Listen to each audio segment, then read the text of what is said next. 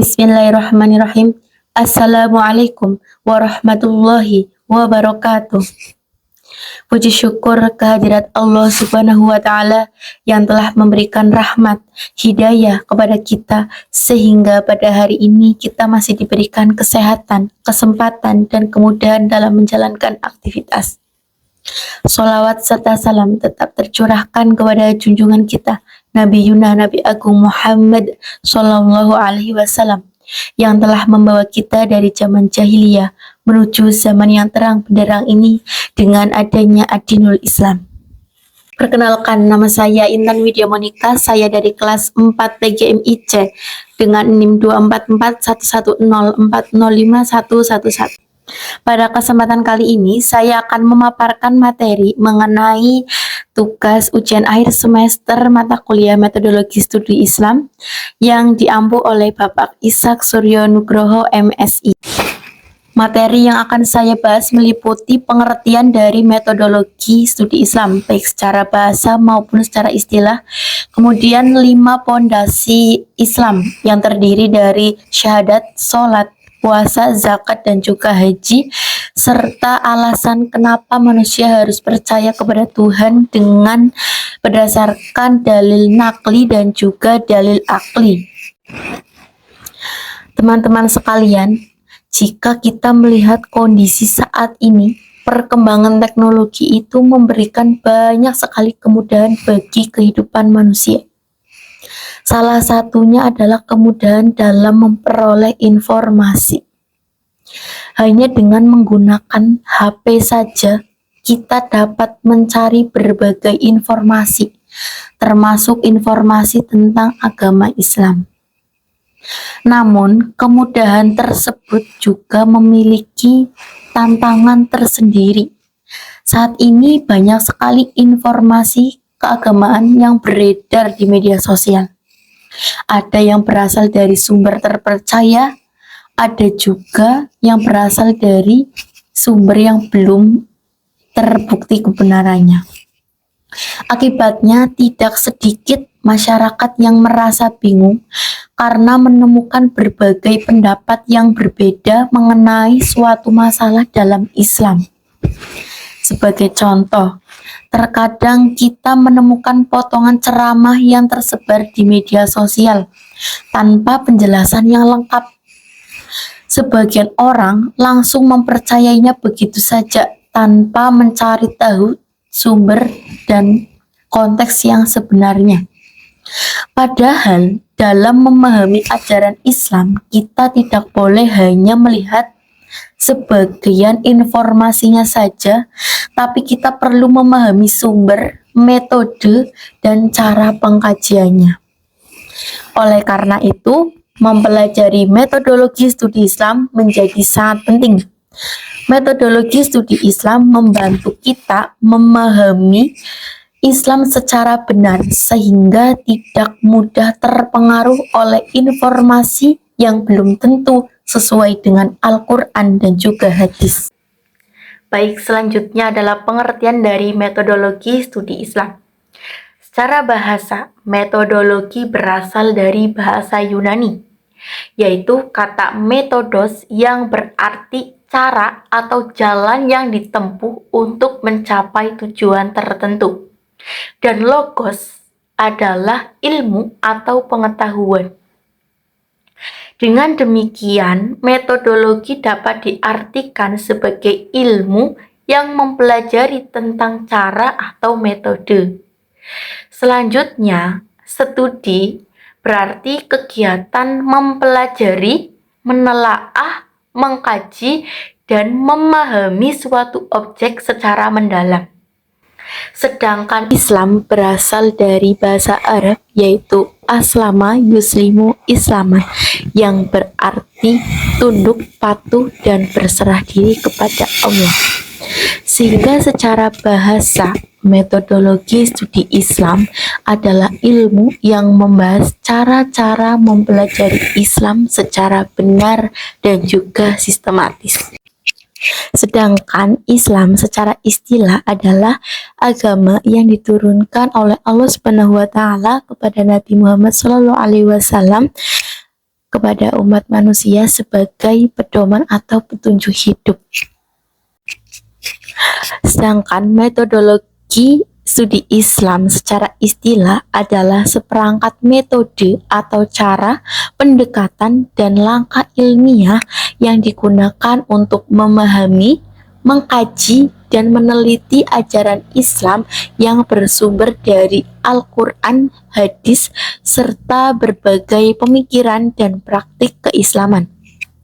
Metodologi studi Islam membantu umat Islam memahami agama secara mendalam sehingga terhindar dari kesalahpahaman dalam menjalankan ajaran Islam.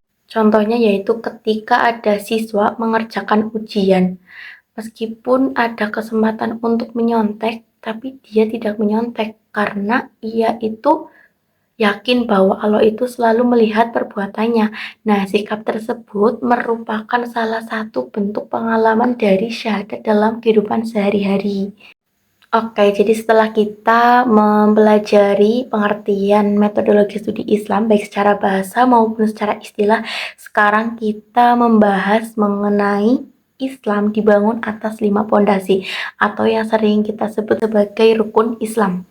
Yang pertama itu ada syahadat, yang kedua itu adalah sholat, yang ketiga itu adalah puasa, dan yang keempat itu adalah zakat, dan yang kelima itu adalah haji bagi yang mampu. Oke, yang selanjutnya akan membahas syahadat. Ya, syahadat itu adalah pondasi yang pertama dan juga pondasi yang paling utama. Bahkan seseorang tidak dapat dikatakan sebagai muslim sebelum mengucapkan dan meyakini 2 kalimat syahadat. Oleh karena itu, syahadat itu menjadi dasar dari seluruh ajaran Islam dan menjadi pintu masuk seseorang ke dalam agama Islam. Kalimat syahadat berbunyi, Asyhadu an la ilaha illallah wa asyhadu anna Muhammadar Rasulullah, yang artinya aku bersaksi bahwa tiada Tuhan selain Allah dan saya bersaksi bahwa Nabi Muhammad adalah utusan Allah.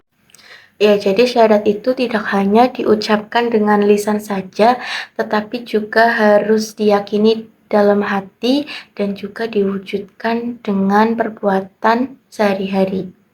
Ketika seseorang mengucapkan syahadat, berarti ia mengakui bahwa hanya Allah yang berhak disembah dan tidak ada kekuatan yang lebih besar daripada Allah. Selain itu, juga meyakini bahwa Nabi Muhammad SAW adalah utusan Allah Subhanahu wa Ta'ala yang menjadi teladan dalam kehidupan. Nah, jadi syahadat itu adalah pondasi yang paling penting karena semua ibadah dalam Islam itu berawal dari keyakinan. Jika seseorang memiliki keyakinan yang kuat kepada Allah Subhanahu wa Ta'ala, maka ia akan lebih mudah menjalankan perintahnya dan juga menjauhi larangan. Nah, misalnya nih contoh ketika ada seorang siswa mengerjakan ujian, memiliki kesempatan untuk menyontek. Nah, tetapi anak itu malah memilih untuk jujur karena yakin bahwa Allah itu selalu melihat perbuatannya. Nah, contoh lainnya itu ketika seseorang tetap beribadah dan berdoa kepada Allah dalam menghadapi masalah karena ia yakin, percaya bahwa hanya Allah yang dapat memberikan pertolongan yang terbaik. Nah, melalui syahadat, seorang muslim memiliki pedoman hidup yang jelas, yaitu menjadikan Allah sebagai tujuan utama dalam setiap tindakan yang dilakukan. Oleh karena itu, syahadat menjadi pondasi yang paling penting dan utama dalam membentuk keimanan seorang muslim. Oke, yang kedua itu ada sholat. Jadi, sholat itu adalah pondasi yang kedua dalam Islam setelah syahadat. Jika syahadat menjadi dasar keyakinan seorang muslim, nah kalau sholat ini adalah bukti nyata dari keimanan tersebut. Oleh karena itu, sholat memiliki kedudukan yang sangat penting dalam Islam dan menjadi salah satu ibadah wajib yang harus dilaksanakan oleh setiap muslim. Allah Subhanahu wa Ta'ala berfirman, Bismillahirrahmanirrahim, Inna sholata kanat 'alal mu'minina kitaban mawquta. Artinya, sesungguhnya sholat itu adalah kewajiban yang telah ditentukan waktunya atas orang-orang yang beriman. Quran Surat An-Nisa ayat 103. Nah, dari ayat tersebut menjelaskan bahwa sholat itu adalah kewajiban yang harus dilaksanakan pada waktu-waktu yang telah ditentukan. Nah, dalam sehari semalam, seorang muslim wajib melaksanakan sholat 5 waktu, itu dari subuh, duhur, asar, maghrib, dan juga isya. Sholat. Nah, sholat itu merupakan ibadah yang menjadi sarana komunikasi langsung antara manusia dan juga Allah Subhanahu wa Ta'ala. Melalui sholat, seseorang dapat berdoa, memohon ampunan, mengungkapkan rasa syukur, serta meminta pertolongan kepada Allah. Oleh karena itu, sholat itu tidak hanya sebagai kewajiban, tetapi juga menjadi kebutuhan bagi seorang muslim. Menurut saya, salah satu manfaat terbesar dari sholat adalah memberikan ketenangan hati. Nah, dalam kehidupan sehari-hari kita kan sering ya menghadapi berbagai masalah seperti mungkin tugas menumpuk, mungkin kesulitan ekonomi, konflik dengan orang lain, maupun berbagai tekanan hidup lainnya. Nah, ketika seseorang melaksanakan sholat dengan khusyuk, kita tuh akan merasa lebih tenang karena menyadari bahwa Allah itu selalu bersama dan akan memberikan jalan keluar yang terbaik. Nah, oleh karena itu, sholat itu bukan hanya sekedar gerakan berdiri, ruku, sujud, tetapi juga menjadi sarana untuk mendekatkan diri kepada Allah, membentuk karakter yang disiplin dan tanggung jawab, serta memperkuat keimanan dan ketakwaan seorang muslim. Dengan menjaga sholat secara rutin, seseorang akan memiliki hubungan yang baik dengan Allah dan menjalani kehidupannya dengan lebih terarah. Oke, yang ketiga itu adalah puasa. Ya, jadi puasa itu adalah fondasi ketiga dalam ajaran Islam. Puasa tidak hanya mengajarkan seseorang untuk menahan lapar dan dahaga, tetapi juga melatih kesabaran, melatih kejujuran, dan pengendalian diri. Ya, jadi melalui puasa, seorang muslim itu belajar untuk mengendalikan hawa nafsu serta menjaga sikap dan perilakunya agar tetap baik. Allah Subhanahu wa Ta'ala berfirman, Bismillahirrahmanirrahim. Ya ayyuhalladzina amanu kutiba alaikumussyama kama kutiba alaikumul ladzina min qablikum la'allakum tattaqun.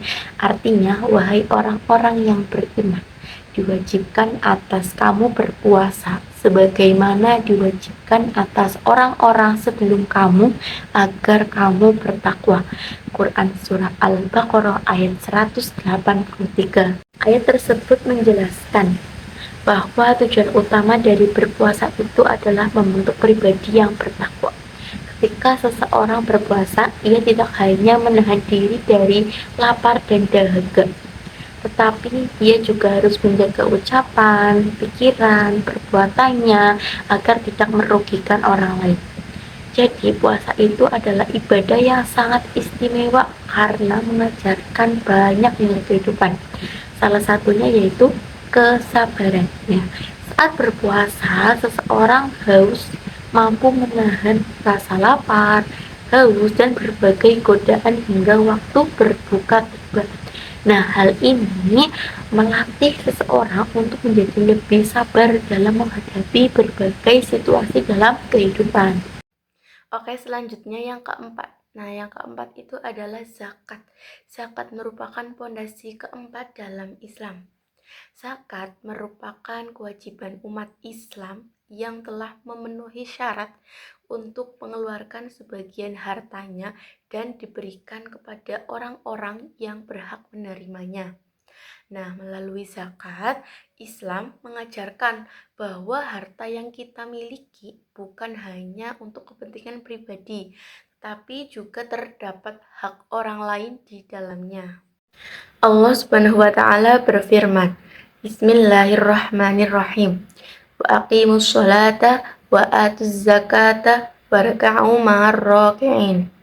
Artinya, dan dirikanlah sholat tunaikanlah zakat dan rukuklah bersama orang-orang yang rukuk.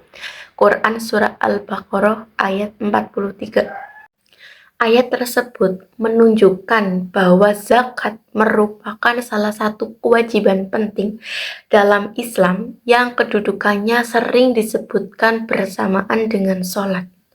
Hal ini menunjukkan bahwa Islam tidak hanya mengajarkan hubungan manusia dengan Allah melalui ibadah, tetapi juga mengajarkan hubungan yang baik dengan sesama manusia melalui kepedulian sosial. Nah, zakat sendiri itu ada dua. Yang pertama itu adalah zakat fitrah, dan yang kedua itu adalah zakat mal. Nah, zakat fitrah itu adalah zakat yang wajib dikeluarkan oleh setiap muslim menjelang hari raya Idul Fitri. Nah, tujuannya apa? Tujuannya adalah untuk menyucikan diri setelah menjalankan ibadah puasa Ramadan serta membantu fakir miskin agar dapat merasakan kebahagiaan pada hari raya. Sedangkan zakat mal adalah zakat yang dikeluarkan dari harta yang dimiliki seseorang apabila telah mencapai syaratnya atau nisabnya atau haulnya. Nah, zakat mal itu berasal dari penghasilan, emas, perak, hasil perdagangan, hasil pertanian, maupun jenis harta lainnya yang telah memenuhi ketentuan syariat. Nah, selain itu, zakat juga mengajarkan kita rasa syukur kepada Allah Subhanahu wa Ta'ala atas nikmat dan rezeki yang telah diberikan. Ketika seseorang bersedia menyisihkan sebagian hartanya untuk membantu orang lain, hal tersebut menunjukkan bahwa ia menyadari bahwa rezeki yang dimilikinya berasal dari Allah dan harus digunakan sebaik-baiknya.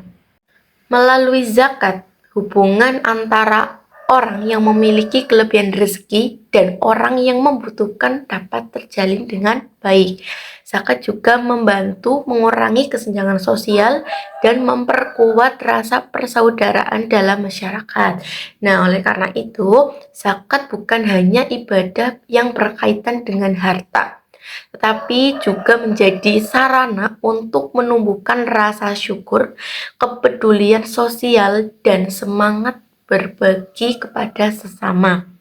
Dengan melaksanakan zakat, seorang muslim tidak hanya memperoleh pahala dari Allah saja, tetapi juga memberikan manfaat yang besar bagi masyarakat dan sekitarnya. Oke, yang selanjutnya itu adalah haji. Haji merupakan pondasi kelima dalam Islam yang wajib dilaksanakan oleh umat Islam yang mampu secara fisik, finansial, dan memiliki kesempatan untuk melaksanakannya. Berbeda dengan rukun Islam lainnya yang wajib bagi setiap muslim. Ibadah haji hanya diwajibkan bagi orang yang mampu saja. Oleh karena itu, seseorang yang belum memiliki kemampuan untuk berhaji tidak berdosa dan tetap dapat dikatakan sebagai seorang muslim. Allah Subhanahu wa Ta'ala berfirman, Bismillahirrahmanirrahim. Walillahi 'alan nasi hajjul baiti man istata'a ilaihi sabila. Artinya, mengerjakan haji adalah kewajiban manusia terhadap Allah, yaitu bagi orang yang mampu mengadakan perjalanan ke Baitullah. Quran Surat Al-Imran ayat 97. Haji dilaksanakan di Tanah Suci Mekah dengan menjalankan berbagai rangkaian ibadah yang telah ditentukan, seperti ihram, tawaf, sa'i, dan wukuf di Arafah. Seluruh rangkaian ibadah tersebut mengajarkan ketaatan dan kepatuhan kepada Allah Subhanahu wa Ta'ala. Haji memiliki banyak hikmah yang dapat diterapkan dalam kehidupan sehari-hari. Nah, salah satunya adalah mengajarkan kesabaran dan juga keikhlasan. Jamaah haji harus menjalani perjalanan yang panjang, menghadapi berbagai kondisi, serta beribadah bersama jutaan umat muslim dari berbagai negara. Oleh karena itu, haji bukan hanya sekedar perjalanan ibadah ke tanah suci, tetapi juga menjadi sarana untuk melatih kesabaran, keikhlasan, persaudaraan, dan meningkatkan ketakwaan kepada Allah Subhanahu wa Ta'ala. Dengan melaksanakan ibadah haji, seorang Muslim diharapkan menjadi pribadi yang lebih baik serta semakin dekat dengan Allah. Lalu, apakah seorang masih bisa dikatakan Muslim jika salah satu pondasi tersebut tidak terpenuhi? Namun, kita sebagai seorang Muslim, kita harus tetap berusaha menjalankan seluruh rukun Islam sesuai dengan kemampuan dan ketentuan yang telah ditetapkan. Hal ini, tidak semua rukun Islam memiliki syarat yang sama. Sebagai contoh, ibadah haji hanya diwajibkan bagi orang yang mampu secara fisik dan juga finansial. Oleh karena itu, seorang yang belum berhaji karena belum memiliki kemampuan tetap dapat dikatakan sebagai Muslim dan tidak dianggap meninggalkan kewajiban agama. Berbeda halnya dengan sholat. Nah, sholat itu merupakan kewajiban yang harus dilaksanakan oleh setiap Muslim yang sudah balik dan juga berakal. Oleh karena itu, apabila seseorang meninggalkan sholat tanpa alasan yang dibenarkan, maka ia telah meninggalkan salah satu kewajiban yang sangat penting dalam Islam. Bahkan, sholat sering disebut sebagai tiang agama, karena memiliki kedudukan yang sangat tinggi dalam kehidupan seorang Muslim. Begitu juga dengan puasa Ramadan dan zakat. Apabila seseorang telah memenuhi syarat untuk melaksanakannya, tetapi sengaja meninggalkannya tanpa alasan yang dibenarkan, maka ia telah meninggalkan kewajiban yang diperintahkan oleh Allah Subhanahu wa Ta'ala. Oleh karena itu, setiap Muslim harus berusaha menjalankan kewajiban-kewajibannya dengan sebaik-baiknya. Menurut saya, rukun Islam dapat diibaratkan seperti pondasi sebuah rumah. Semakin lengkap dan kuat pondasinya, maka semakin kokoh pula rumah tersebut. Begitu juga dengan seorang Muslim. Semakin baik ia menjalankan syahadat, sholat, puasa, zakat, dan haji. Semakin baik ia menjalankan syahadat, sholat, puasa, zakat, dan haji, maka semakin kuat pula keimanan, ketakwaan, dan akhlaknya dalam kehidupan sehari-hari. Jadi, seseorang yang belum melaksanakan salah satu rukun Islam karena belum memenuhi syarat atau belum mampu, seperti haji, tetap dapat dikatakan sebagai Muslim.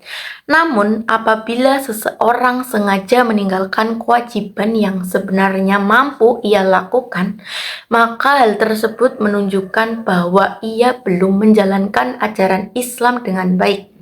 Oleh karena itu, sebagai seorang Muslim, kita harus terus berusaha memperbaiki diri dan menjalankan seluruh rukun Islam agar menjadi pribadi yang lebih taat dan lebih dekat kepada Allah Subhanahu wa Ta'ala. Setelah membahas rukun Islam, selanjutnya akan menjelaskan mengapa kita harus percaya kepada Tuhan berdasarkan dalil naqli dan juga dalil akli. Menurut saya, percaya kepada Tuhan merupakan hal yang sangat penting dalam kehidupan. Karena dengan percaya kepada Tuhan, kita mempunyai pedoman hidup, tahu tujuan hidup kita, dan memiliki tempat untuk bersandar ketika sedang menghadapi masalah atau kesulitan. Oke, yang pertama itu berdasarkan dalil naqli. Dalil naqli adalah dalil yang berasal dari wahyu Allah seperti Al-Quran dan hadis. Sebagai umat Islam, kita meyakini bahwa Al-Quran merupakan firman Allah yang berisi petunjuk bagi manusia. Allah Subhanahu wa Ta'ala berfirman, Bismillahirrahmanirrahim. Wa ma khalaqtul jinna wal insa illa liya'budun. Artinya, dan aku tidak menciptakan jin dan manusia melainkan supaya mereka beribadah kepadaku. Quran surat Az-Zariyat ayat 56. Ayat tersebut menjelaskan bahwa manusia diciptakan oleh Allah dan tujuan hidup manusia adalah untuk beribadah kepadanya.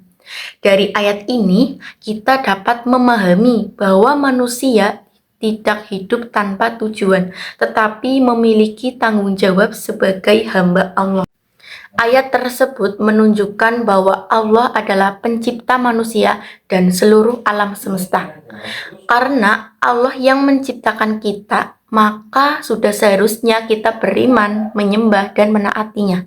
Menurut saya, dalil nakli menjadi dasar utama bagi umat Islam untuk percaya kepada Tuhan. Karena dalil tersebut berasal langsung dari wahyu Allah yang terdapat dalam Al-Quran dan juga hadis. Tadi kita sudah membahas tentang dalil nakli, nah sekarang kita membahas dalil akli. Nah, selain melalui wahyu, kepercayaan kepada Tuhan juga dapat dijelaskan melalui akal dan logika yang disebut dengan dalil akli. Jika kita memperhatikan alam semesta, kita akan melihat bahwa segala sesuatu berjalan dengan sangat teratur. Matahari terbit setiap pagi, siang, dan malam berganti tanpa pernah terlambat. Bumi berputar pada porosnya, serta berbagai makhluk hidup memiliki sistem kehidupan yang sangat teratur. Menurut akal sehat, keteraturan seperti ini tentu tidak mungkin terjadi dengan sendirinya. Sebagai contoh, kita melihat sebuah rumah yang berdiri kokoh dan tertata rapi, kita pasti yakin bahwa ada orang yang membangun rumah tersebut. Tidak mungkin rumah itu muncul begitu saja tanpa ada pembuatnya. Begitu pula dengan alam semesta yang jauh lebih besar dan lebih rumit daripada sebuah rumah.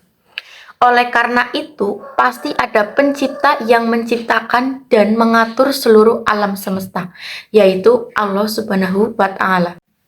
Nah, selain itu, tubuh manusia juga menjadi bukti adanya kekuasaan Allah. Jantung berdetak tanpa kita perintah, darah mengalir ke seluruh tubuh, paru-paru bekerja untuk bernafas, dan otak mengatur berbagai aktivitas tubuh. Semua sistem tersebut bekerja dengan sangat teratur dan menunjukkan adanya pencipta yang maha kuasa. Manusia juga memiliki banyak keterbatasan. Kita tidak dapat menentukan kapan kita lahir, kapan kita meninggal, ataupun apa yang akan terjadi di masa depan. Hal ini menunjukkan bahwa ada kekuasaan yang jauh lebih besar daripada manusia, yaitu Allah Subhanahu wa Ta'ala. Nah, menurut saya, dalil akli itu membantu manusia memahami keberadaan Tuhan melalui akal dan juga logika. Dengan memperhatikan alam semesta dan kehidupan manusia, kita dapat menyadari bahwa semua yang ada di dunia tidak mungkin terjadi secara kebetulan, melainkan ada Allah sebagai pencipta dan juga pengatur. Dari penjelasan tersebut, dapat disimpulkan bahwa alasan seseorang harus percaya kepada Tuhan dapat dijelaskan melalui dalil nakli dan juga dalil akli. Dalil nakli menunjukkan bahwa Allah telah menjelaskan dalam Al-Quran bahwa Dia adalah pencipta manusia dan seluruh alam semesta. Sedangkan dalil akli menunjukkan bahwa keteraturan alam semesta, kesempurnaan tubuh manusia, dan berbagai fenomena kehidupan menjadi bukti bahwa adanya Allah adalah sebagai zat yang maha kuasa.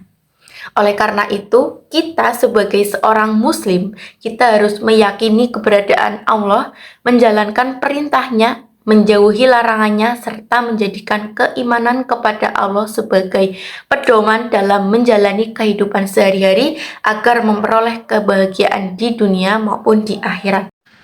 Dari pembahasan yang telah saya sampaikan, dapat disimpulkan bahwa metodologi studi Islam merupakan cara atau metode yang digunakan untuk mempelajari dan memahami ajaran Islam yang benar berdasarkan Al-Quran dan hadis.